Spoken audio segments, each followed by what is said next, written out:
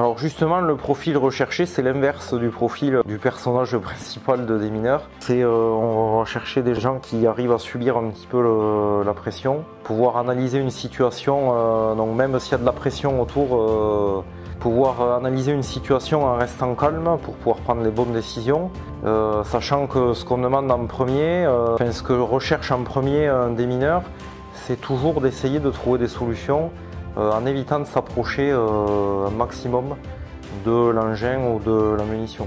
Donc le but, c'est pas de foncer tête baissée dessus et de vouloir mettre les mains dedans, c'est par tous les gestes techniques qu'on apprend en formation et tout le panel de matériel qu'on a à disposition, ça va être d'essayer de trouver une solution pour se mettre déjà soit le moins en danger possible et en fonction de ce qu'on fait, l'environnement le moins en danger possible. Bienvenue dans Défense Zone, le podcast qui traite des questions de défense et de sécurité. Dans ce nouvel entretien, nous partons à la rencontre d'un démineur du 17e régiment du génie parachutiste, basé à Montauban. Avec lui, nous allons en apprendre plus sur cette spécialité parfois fantasmée et finalement assez mal connue du grand public. N'oubliez pas de vous abonner au podcast ainsi qu'à notre magazine papier en vous rendant sur le site défense-zone.com. Nous vous souhaitons une bonne écoute. Bonjour Julien, est-ce que vous pouvez vous présenter ? Bonjour, donc je suis l'adjudant-chef Julien, je suis démineur au 17e RGP, au 17e régiment du génie parachutiste, à la section EOD. Donc EOD qui est traduit en français par élément opérationnel de déminage, donc c'est la section qui regroupe tous les spécialistes du déminage au régiment. D'accord. Vous êtes arrivé quand dans cette unité-là et qu'est-ce que vous avez fait avant ? Donc moi je suis sous-officier direct, c'est-à-dire qu'à l'issue de mon bac j'ai passé des tests pour intégrer l'école nationale des sous-officiers d'active, à l'issue de laquelle j'ai choisi l'arme du génie et de servir au 17e RGP. Donc je suis arrivé sergent chef de groupe ici en 2004. Où j'étais en compagnie de combat, où j'exerçais les fonctions de chef de groupe, sous-officier adjoint. Puis j'ai été muté de nouveau à Saint-Mexan-l'École, où là pendant 3 ans j'ai été instructeur. Pour revenir en 2015 ici au 17, où j'ai occupé les fonctions d'adjudant d'unité, de chef de section. En parallèle, j'ai passé toutes mes qualifications pour être démineur. Et j'ai intégré la section de déminage en 2019, où je suis jusqu'à aujourd'hui. Super. Vos missions, concrètement, ça consiste en quoi ? Donc là, la section, on va avoir 2 types de missions. Parce que la première, ça va être plutôt sur le territoire national, où la section elle va armer une astreinte pour, comme j'ai dit, tout ce qui est territoire national. Donc traiter de la munition ou du sac abandonné, du colis suspect, etc. Tout ce genre de choses. La particularité, c'est que ça ne se fera que dans un environnement militaire. C'est-à-dire que c'est pas nous qui intervenons dans tout ce qui est secteur civil. Mais nous, intervenons dans tout ce qui est camp militaire, caserne, etc. Donc ça, c'est la première mission du groupe EOD, c'est tout ce qui est civil. Et la deuxième grosse mission, ça va être de tout ce qui est mission type OPEX, donc là où est engagée l'armée française et où il y a besoin de démineurs. D'accord.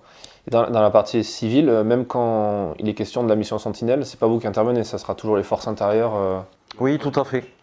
Vu que Sentinelle sont en appui des forces de sécurité intérieure, ça sera les démineurs de la police ou de la sécurité civile qui interviendront, sauf si ils demandent une réquisition des démineurs de l'armée, en particulier l'armée de terrain.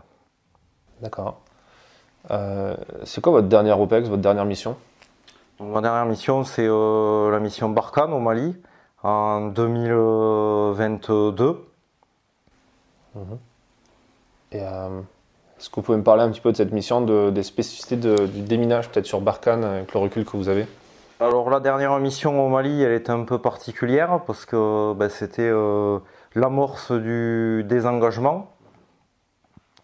Donc il n'y a pas eu d'intervention de déminage à proprement parler, vu que là la priorité de la mission, comme son nom l'indique, c'était de désengager, donc beaucoup de convois logistiques, où on était présent en appui au cas où, mais plus d'opérations en tant que telles, donc moins d'opérations de déminage que sur les mandats précédents. Vous êtes allé plusieurs fois sur Barkhane, j'imagine? Oui, c'était la deuxième fois, donc j'étais allé 2 ans auparavant, donc en 2020, où là pour le coup on était encore dans l'opérationnel, donc il y a eu un petit peu plus de travail.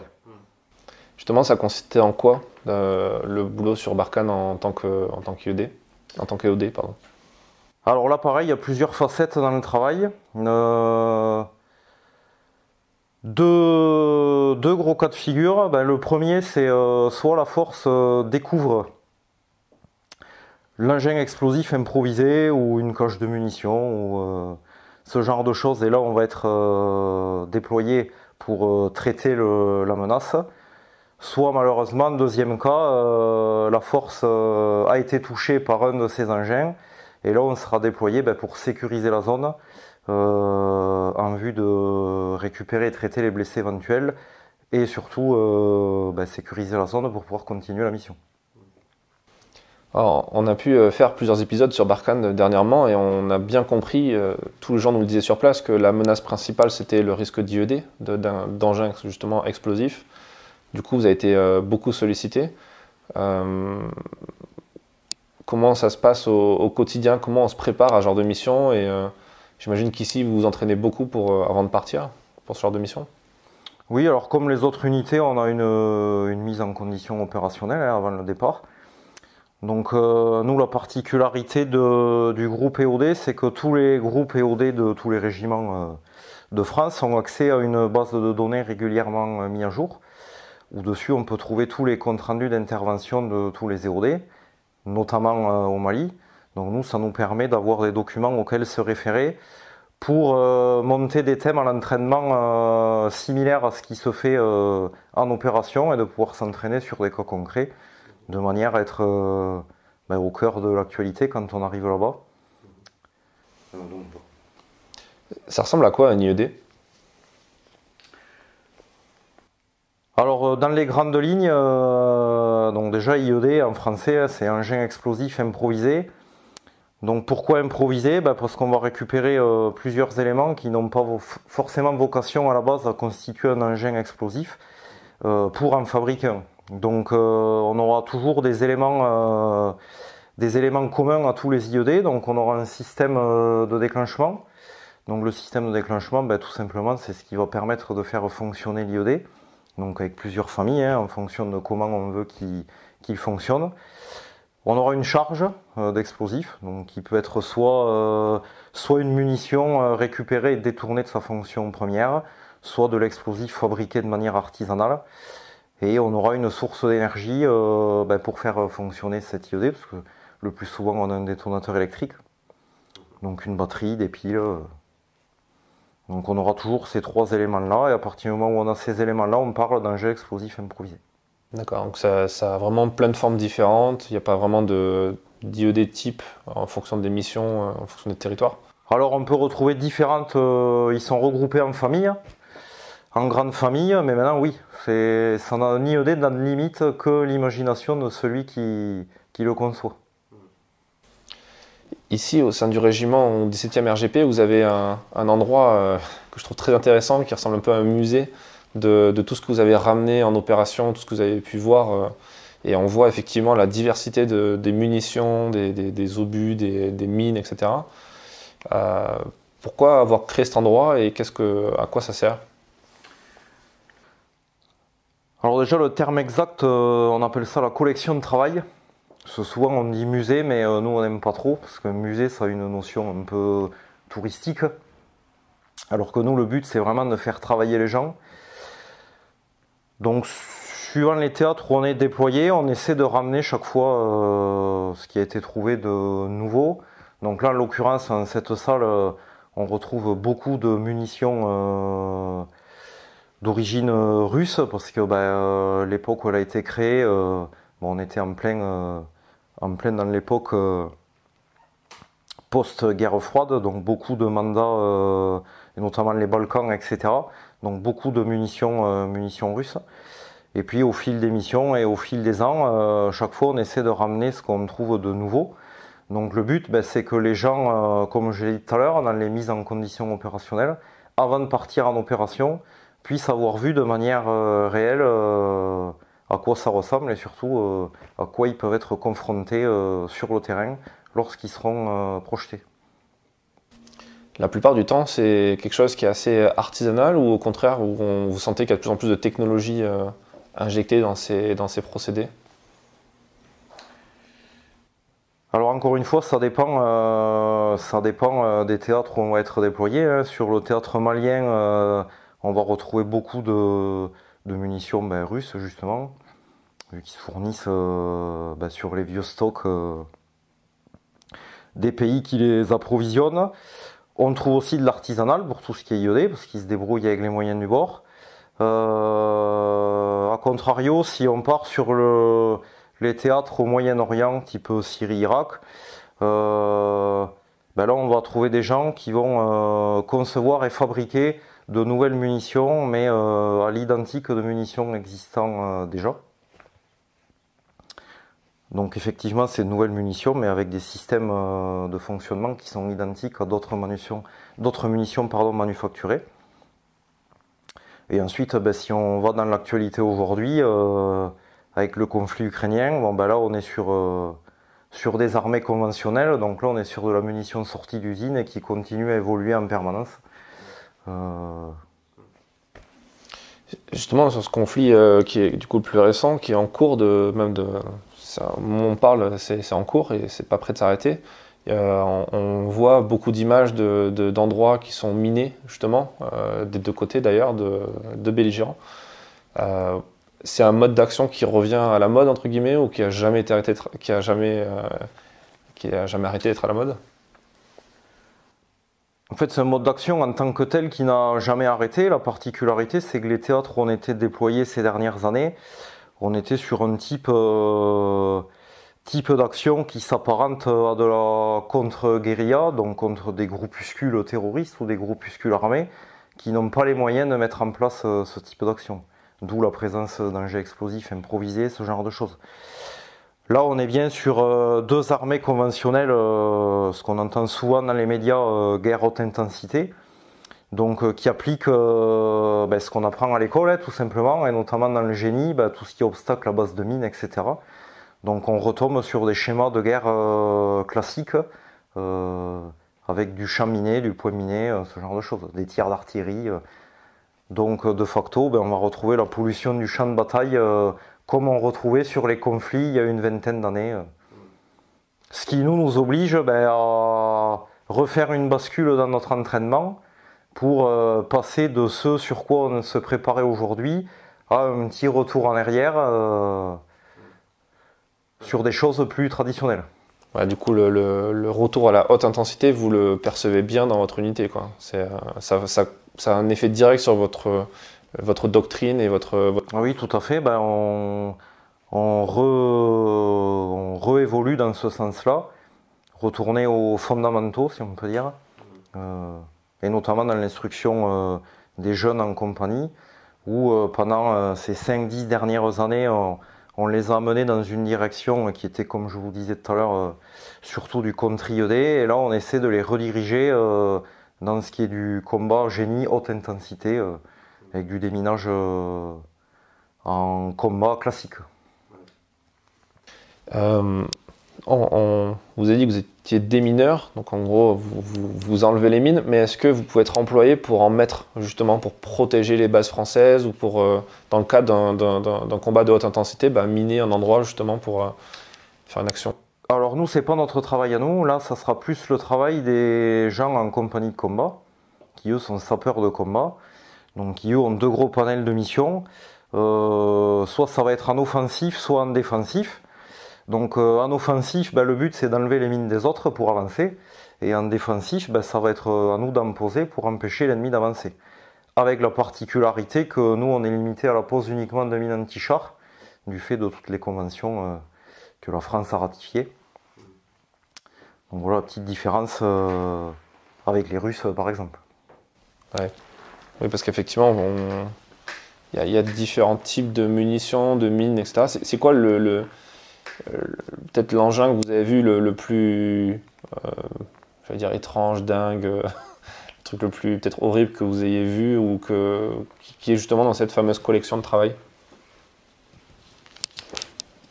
Alors moi, la chose la plus impressionnante à laquelle j'ai été confronté, elle n'est pas dans la collection de travail, c'est un véhicule suicide, hein, un SVB-IED comme on appelle dans le jargon. Donc suicide borne véhicule IED, je crois que ça se dit. Pas forcément compliqué en soi techniquement, mais impressionnant par la quantité d'explosifs utilisés. Où là, le but de ces véhicules, c'est d'occasionner un maximum de dégâts, et notamment d'essayer de brécher, donc de rentrer de force dans les emprises, hein, et en occasionnant un maximum de dégâts. Donc ça c'est vraiment une des interventions que j'ai faites qui était la plus impressionnante. Cela en plus c'est piloté par une personne. Oui, tout à fait. On voit en Ukraine beaucoup, mais ça existait aussi pendant, par exemple, je pense à la bataille de Mossoul, l'usage intensif de drones de loisirs équipés de petites ogives ou de petites munitions. Ça, vous en avez par exemple dans la collection de travail où vous travaillez sur ce genre de choses? Oui, ça fait partie des choses qu'on a remis en place, parce que jusqu'à présent, c'était plutôt nous qui utilisions des drones, hein, notamment dans le génie, pour tout ce qui est reconnaissance, vu que ça permet d'avoir des yeux du ciel sans s'engager nous sur le terrain. Ça fait quelques années déjà, même avant le conflit ukrainien, que certains pays commençaient à élaborer des systèmes de drones d'attaque avec des drones type jouet. Donc c'était déjà rentré plus ou moins dans nos mœurs d'entraînement. Mais là, oui, dans les scénarios qu'on va monter pour entraîner les gens en compagnie, on va inclure ce genre de menaces. Donc oui, c'est pris en compte. Avant cette interview, on parlait un petit peu de cinéma et de films qui parlent de l'armée française. Enfin, armée française et d'autres types d'armées aussi. Il y a un film qui a été, qui avait, je crois qu'ils ont eu il y a eu un Oscar pour ce film, sur le film Démineur, un film américain qui présente un démineur américain. Est-ce que, déjà vous l'avez vu, qu'est-ce que vous en pensez? Est-ce que c'est crédible par rapport au mode d'action? Alors c'est l'armée américaine, mais est-ce qu'il y a des similitudes avec l'armée française? Donc oui, j'ai vu le film, je l'ai plutôt apprécié. Après, dans la communauté des mineurs, on est français avant tout, ouais, donc dans la communauté des mineurs français, ce film, il a des gens qui l'apprécient et d'autres qui sont un peu plus critiques. Donc avec un œil critique, il y a quand même des choses dans ce film qui sont proches de la réalité, notamment l'organisation de l'équipe de démineurs, donc qui n'est pas forcément conforme à notre organisation à nous, mais qui est conforme au format américain. L'équipement aussi, que ce soit la tenue lourde qu'on voit dans le film ou le robot, ce genre de choses, c'est des choses qui existent dans l'univers du déminage. Les explosions aussi. Il y a eu un effort de fait dans ce film sur le rendu des explosions, et c'est assez proche du réel. D'habitude, dans les films hollywoodiens, on voit des grosses boules de feu. En fait, ça s'est généré souvent par du carburant où ils font exprès pour que ça soit sensationnel. Alors là, dans le film, si vous vous souvenez, on voit surtout de la projection d'éclats et de la poussière, ce qui est assez réaliste. Après, oui, dans la façon dont il intervient et dans certains gestes techniques qu'il fait, là, on s'éloigne un petit peu de la réalité. Notamment, il y a une scène où on le voit soulever à la main 5 ou 6 obus, là, qui sont des obus de 155. Bon, en vrai, ces obus, il faut une quarantaine de kilos. Donc, c'est un peu compliqué d'en soulever 5 à une seule main. Il était très fort. Oui. Pareil, la scène où on le voit courir avec la tenue lourde, c'est un petit peu compliqué, hein, vu qu'on fait une quarantaine, entre 40 et 50 kilos. Donc, c'est assez compliqué de courir avec. Mais sinon, à part ça, il est, mis à part les points que je viens de vous citer, il est quand même relativement réaliste. D'accord. Parlons un peu justement de cette tenue, parce qu'elle est assez impressionnante. C'est cette tenue verte qui fait ressembler un peu à un gros bonhomme de neige. C'est efficace à quel point? C'est-à-dire que on comprend que c'est pour éviter les éclats, l'explosion, le souffle, etc. Mais à partir de combien de mètres vous êtes quand même dans une zone, une zone létale, par exemple? C'est toujours compliqué parce que forcément cette tenue, bon, elle a été créée avec un certain cahier des charges, mais après en fonction de la menace sur laquelle on va être, bon, je prends le cas du véhicule suicide par exemple, forcément quand on va être au contact du véhicule, c'est pas la tenue qui va nous sauver la vie en cas de déclenchement de l'engin. Cette tenue, elle a surtout pour but de mettre en sécurité le démineur le plus longtemps possible dans sa phase d'approche et de repli.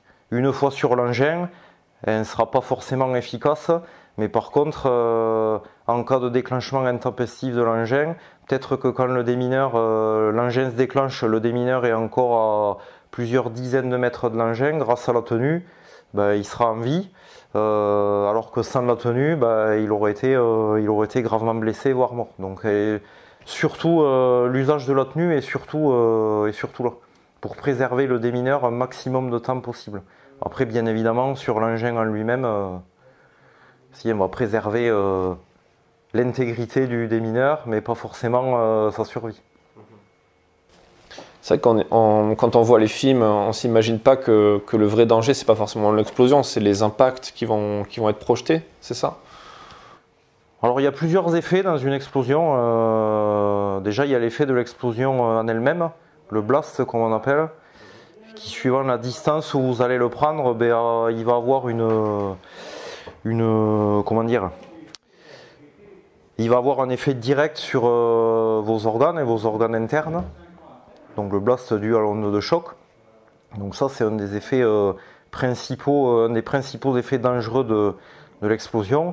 Et ensuite, en fonction de là où est située l'explosion, ben, on aura les dangers, oui, de tout ce qui est éclat. Donc pour une munition, si c'est une munition antipersonnelle, on aura les dangers de l'éclat généré par la munition elle-même. Mais dans le cas d'un engin explosif, ben, ça peut être ben, des projections de pierres qu'on a au sol, de déchets métalliques qui traînent dans la zone. Si on est en milieu urbain, ben, ça peut être ce que l'effet de blast va altérer sur les bâtiments, une tuile qui tombe, des morceaux de verre d'une fenêtre, ce genre de choses. Ouais. Oui, c'est vrai que quand on n'imagine pas aussi, mais quand un immeuble est frappé par un missile, par exemple, parce qu'on voit des images qu'on voit d'Ukraine aujourd'hui, hein, on n'imagine pas qu'à l'intérieur, les gens peuvent se prendre des projectiles, enfin des bouts de vitre, ce genre de choses. Souvent, la majorité des... On va voir des gens blessés proches du point d'impact de la munition ou de l'explosion, qui eux seront blessés et par le souffle, par le blast et par les éclats forcément. Mais après, le plus grand nombre de blessés qu'on va avoir, quand on entend dans les explosions tant de blessés, souvent ben, c'est les gens qui sont dans le rayon où tous ces éclats sont projetés et ils sont blessés par ces effets indirects. Les éclats coincés sous des morceaux de mur, blessés par du verre, des éclats métalliques, ce genre de choses. J'imagine qu'au sein du régiment, vous faites aussi de la formation pour les gens qui sont en compagnie de combat, pour leur expliquer les effets justement du blast, des types de munitions. Comment ça se passe? Qu'est-ce qui revient le plus dans l'instruction? Qu'est-ce qu'il faut apprendre en premier à un jeune engagé au 17e RGP? Donc en fait, c'est compliqué de répondre en peu de mots. Parce qu'au final, les gens qui sont dans le cursus génie suivent tout un panel de formations qualifiantes qui, au fur et à mesure des responsabilités dues à leur grade, ces formations vont monter en puissance petit à petit. Mais ce qui va être commun à toutes ces formations, il y a une notion de sécurité et notamment de distance, de cordon de sécurité. Donc en général, c'est là où nous, le message qu'on va délivrer le plus souvent, c'est chaque fois qu'on va les faire intervenir en situation, c'est toujours prendre en compte cette notion de à quoi j'ai affaire, du coup, quelle est ma distance de sécurité par rapport à ce à quoi j'ai affaire et où je peux me mettre pour être en sécurité. Ça va être commun plus ou moins à toutes les formations qui vont suivre. Après, tout ce qui est gestes techniques, ils l'apprendront chacun dans chaque palier de leur formation, parce que chaque formation va donner des compétences particulières. Vous avez parlé d'équipement, vous avez parlé aussi de robots. Vous utilisez des drones et des robots des drones terrestres pour déminer? Alors en équipe de déminage, on a un robot à chenille qui est pas très volumineux, mais qui nous permet d'avoir déjà des caméras pour avoir une vision, permettre de faire de la reconnaissance. Il a un bras articulé avec une pince qui peut permettre une certaine préhension, donc d'attraper ou de déplacer des petites choses. Dessus, on peut également monter un canon qui nous permet de tirer de l'eau ou des projectiles pour intervenir sur une munition ou un engin explosif à distance. Et depuis quelques années, oui, on va utiliser le drone. Donc au début, drone plutôt civil. Maintenant, c'est rentré dans les mœurs. On aura plus des drones fabriqués pour l'armée, mais sur des modèles de drones civils type Mavic. Et eux, nous, on va s'en servir principalement pour de la reconnaissance, pour aller sur un engin ou une munition suspecte sans engager le démineur. Parce que par rapport au robot, déjà, ils vont nous offrir une vue 3D, une vue d'ensemble, et puis la qualité forcément d'image d'un drone d'aujourd'hui est beaucoup plus propre que la qualité des caméras du robot qui déjà, lui, a une vingtaine d'années. J'imagine que vous faites aussi un peu de prospective et de veille technologique sur ça. C'est quoi votre sentiment sur les évolutions en matière technologique à ce niveau-là? Vous pensez qu'on pourrait se passer complètement des démineurs un jour, peut-être? Est-ce qu'on aura des robots capables de déminer vraiment de A à Z? Donc on a déjà un robot, c'est actuellement sur les plateformes défense là, présentation d'un robot. Un robot qui fait du déminage, donc qui fait le geste technique de manière autonome.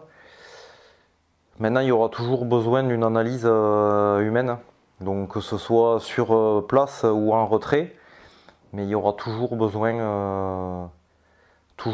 d'une analyse humaine. Parce que le robot, ça va être compliqué, notamment dans la sécurité, cordon de sécurité, ce genre de choses.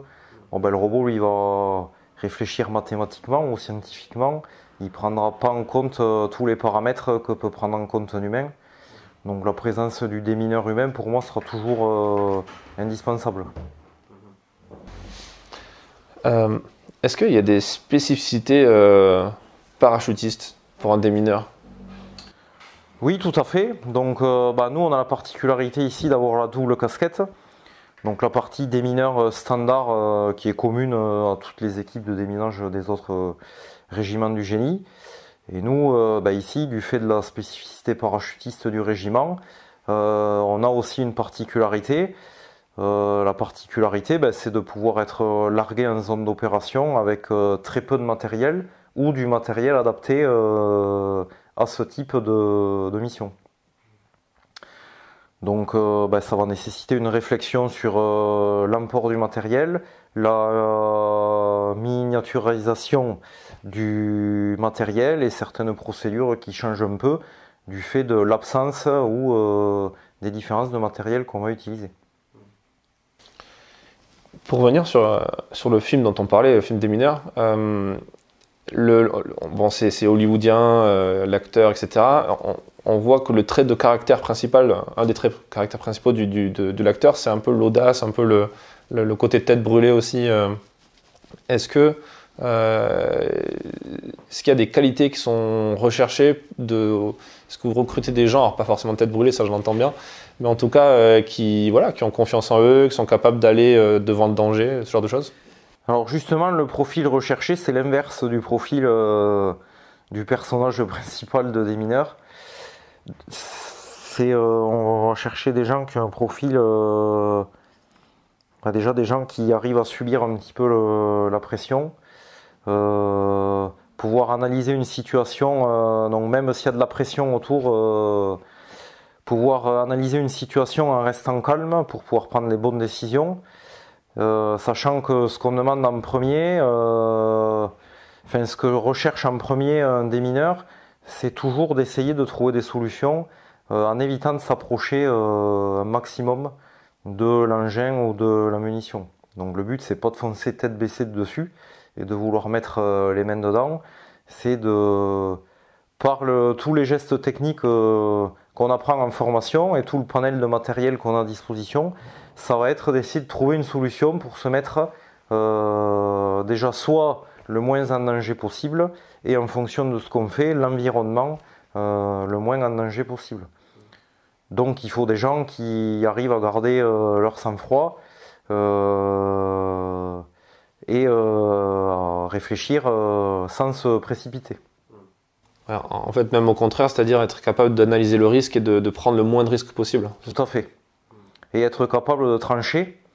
Parce que la particularité, c'est qu'on est les dernières personnes envers qui le commandement se retourne dans ce genre de cas. Et c'est nous qui conseillons le commandement. Donc des fois c'est délicat parce qu'il y a toujours un ratio réussite de la mission, risque encouru. Et donc ça va être à nous, dans le conseil qu'on va apporter au chef, de trancher et de prendre une décision. Donc il faut avoir cette capacité-là aussi de, là pour le coup, avoir confiance en soi et après avoir tout analysé, dire bon ben là on fera comme ça et pas changer d'avis, quoi. Donc il faut des gens quand même qui aient une bonne capacité d'analyse, qui gardent leur sang-froid et qui soient capables de prendre des décisions. Quand on dit de prendre une décision, c'est vous qui la prenez vraiment? C'est-à-dire si par exemple vous décidez de ne pas intervenir sur l'engin ou qu'au contraire il faut y aller, c'est vous qui prenez la décision ou c'est votre commandement qui va quand même dire Alors c'est le commandement qui prend la décision mais en suivant nos conseils techniques. Et ça peut arriver qu'il y ait des écarts, enfin qu'en tout cas il y a un petit problème de... parce que c'est vrai que c'est aussi quelque chose qu'on voit dans les films, hein, souvent, le fait de désobéir à un ordre ou parce qu'il y a une appréciation plus réelle que celle que pourrait avoir le commandement. En général, non. Moi, je ne l'ai jamais vécu personnellement, parce que Bon, déjà, on n'a pas le même commandement que dans l'armée américaine, hein, donc ce qu'on peut voir dans les films, en France, on a quand même la chance d'avoir un commandement où le chef est à l'écoute. Et en général, ils suivent quand même. Alors des fois, nous on s'adapte aussi. Hein, ça peut pas être du frontal. Nous on fera comme ça. Non. On propose des choses et le chef, lui, parmi toutes nos propositions, va valider la proposition qui va la plus dans notre sens, mais qui est la moins contraignante tactiquement pour lui. Mais s'il y a vraiment une notion de sécurité qui est engagée, la plupart du temps, il ira dans notre sens. Donc il n'y a jamais de confrontation, sachant que sur l'intervention en elle-même, là c'est nous qui avons le lead. Donc si mettons on dit là on ne peut pas faire, ils nous forceront pas la main. Comment on fait pour se préparer à ce genre de profession et de métier? Vous dites qu'il faut être capable de garder son sang-froid, tout ça, mais comment concrètement un jeune apprend à faire ça et comment vous apprenez avec le temps aussi, sur le temps long? La particularité dans l'armée de terre, c'est que pour être démineur, la formation est relativement longue. Elle se compose de plusieurs stages. Donc il faut être dans le corps des sous-officiers déjà, dans l'armée de terre, enfin dans toutes les armées d'ailleurs. De l'arme du génie, donc le sous-officier du génie, tout au long de son parcours de sous-officier, s'il est intéressé par la spécialité de démineur, va au fil de sa carrière franchir tous les paliers, donc passer tous ses stages, et au cours de ces stages, dans sa formation, là justement, ses qualités recherchées seront mises à l'épreuve, et l'encadrement de ces stages verra si le stagiaire possède ces qualités ou non, ou s'il les a mais qu'il doit les travailler. Et vous pensez que c'est des qualités qu'on a forcément ou qu'on n'a pas? Ou est-ce qu'on peut développer le sang-froid, l'appréhension, de la peur, ce genre de choses? Alors c'est des qualités qui se travaillent et se développent. Maintenant c'est comme pour tous les métiers je pense. Hein. Tout le monde n'est pas fait pour tous les métiers. Donc là c'est la même chose. Hein. Il y a régulièrement des gens qui font échec au stage parce qu'ils n'ont pas le profil recherché tout simplement. Alors ce n'est pas qu'ils sont pas bons, c'est qu'ils ne correspondent pas aux exigences liées au métier de démineur. C'est quoi le conseil qu'on vous a donné, peut-être à titre personnel, qui vous a le plus aidé dans cette spécialité et que vous aimeriez repartager à quelqu'un qui se lance? Il y en a plusieurs. Donc il y a des conseils proprement militaire, où les anciens m'ont conseillé de toujours se référer au tout premier stage qu'on passe, qui est un stage qui nous permet de faire de la reconnaissance, mais sans intervention technique. Et souvent, les anciens nous disaient si vous êtes face à une situation où vous êtes un peu en difficulté, où vous pourriez perdre vos moyens, revenez aux bases quand vous étiez tout petit. Remettez-vous dans la peau de ce qu'on vous a appris au tout début et ça vous remettra dans l'axe et pour le coup, pour l'avoir vécu, c'est vrai que ça fonctionne. Donc ça, c'est un des conseils qui m'a le plus servi. Ça, sur ce que vous pouvez nous parler peut-être d'une anecdote où vous y avez pensé justement, quelque chose qui était un peu délicat, compliqué? Justement, ce fameux véhicule suicide, la particularité, c'est que quand je suis intervenu dessus, à ma première approche, j'étais relativement euphorique, parce que c'est pas quelque chose qu'on fait tous les jours. C'était ma première mission en tant que démineur, donc j'étais excité et content. Et en fait, arrivé sur l'engin, j'ai eu un petit moment de stress et de panique, parce qu'en fait, j'ai bien réalisé ce à quoi j'étais confronté. Donc j'ai eu une fraction de seconde, quelques secondes où le doute a commencé à s'immiscer en moi. Et justement, je me suis rappelé cette phrase de cet ancien, et je me suis recentré sur les fondamentaux, et ça m'a permis de tout simplement de redérouler tout ce qu'on apprend dans le déroulement d'une intervention, et de réussir l'intervention sur ce véhicule avec mon binôme sans difficulté particulière. Vous parlez de binôme, vous avez toujours un binôme sur une opération? Vous n'êtes jamais seul, comme on peut voir dans le film justement? Est-ce que ça aussi c'est quelque chose qui est erroné, le côté solitaire? Dans le film, il est seul, mais ils sont quand même deux. Nous, on fonctionne plus ou moins pareil, c'est-à-dire qu'on a ce qu'on appelle un numéro 1, un numéro 2. Le numéro 1, c'est celui qui va intervenir sur la menace. Le numéro 2, il est en retrait, en sécurité à l'arrière. Et donc déjà, sa fonction principale, c'est de préparer le matériel pour le numéro 1. Mais c'est surtout le numéro 1, il va réfléchir à chaud. Le numéro 2, lui, il réfléchit à tête reposée. Ce qui fait qu'entre chaque geste technique, le numéro 1 revient voir le numéro 2, il y a une discussion.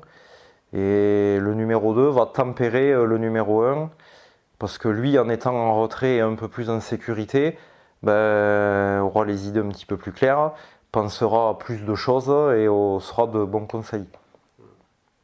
Et en général, il y a une rotation. Chaque fois qu'il y a une intervention, on fait tourner le binôme de manière à ce qu'il y ait une rotation entre les deux et que chacun soit mis en situation de numéro 1, numéro 2. D'accord. Une question peut-être un peu personnelle sur la vie de famille. C'est vrai qu'on ne parle pas forcément tout le temps de ça, mais c'est un métier qui est quand même risqué. Le métier de militaire est risqué. Celui de démineur semble en tout cas encore plus risqué. Comment ça se passe quand vous êtes en opération pour faire en sorte que votre famille soit pas trop stressée et pas trop peur? Alors c'est plutôt bête, mais je m'appuie sur les faits. En fait, j'ai fait constater à mon épouse que quasi l'intégralité des gens qui sont victimes des IED sont ceux qui roulent dessus sans le savoir, et rarement ceux qui interviennent. Donc même s'il y a forcément un danger présent, vu que d'aller mettre la tête dessus, c'est pas anodin. Mais comme je dis à mon épouse, je préfère être celui qui va enlever la menace plutôt que celui qui roule sans savoir où elle est. Donc bien évidemment, il y a eu des accidents, des EOD blessés ou décédés en opération, mais il y a cette notion un petit peu de maîtriser le risque, même si on ne le maîtrise jamais à 100%. Et du coup, je me sers un petit peu de cet argument-là pour rassurer ma famille et notamment mon épouse. Vu que jusqu'à présent, je suis toujours rentré, ça marche. Merci pour cet échange et ces conseils. Merci à vous. Merci d'avoir écouté cet épisode jusqu'à la fin. S'il vous a plu et que vous voulez soutenir notre travail, abonnez-vous à notre magazine en vous rendant sur le site défense-zone.com et à très vite pour un prochain épisode du podcast.